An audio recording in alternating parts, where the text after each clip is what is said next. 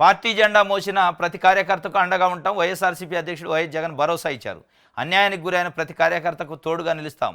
మీకు అన్యాయాలు చేసిన వారి పేర్లు గుర్తుపెట్టుకోండి. వాళ్లే కొడుతున్నారు, వాళ్లే అక్రమంగా కేసులు పెట్టి వేధిస్తున్నారు. రేపు అలాంటి వాళ్ళందరినీ చట్టం ముందు ఖచ్చితంగా నిలబెడతాం. 6 నెలలకే కూటమి ప్రభుత్వంపై తీవ్ర ప్రజా వ్యతిరేకత వచ్చింది. విద్య, వైద్యం, వ్యవసాయము, పాలనా బాధ్యతల నుంచి తప్పుకున్న సర్కారు ఎన్నికల హామీలన్నీ గాలికి. సూపర్ 6 లేదు, సూపర్ 7 లేదు. గతంలో మనం ఇచ్చిన పథకాలను రద్దు చేశారు. చేస్తున్నదల్లా స్కాములే, స్కీములు లేవు. స్కాములు, బాదులే బాదులు. బాబు మోసాల గురించి ఆ రోజే చెప్పాను. రాజకీయాల్లో వ్యక్తిత్వం, విలువలు ముఖ్యం. అందుకే అబద్ధాలు చెప్పలేదు. ప్రజలకు అండగా నిలవాల్సిన సమయం ఇది. సోషల్ మీడియా ద్వారా బాబును నిలదీద్దామని ఇది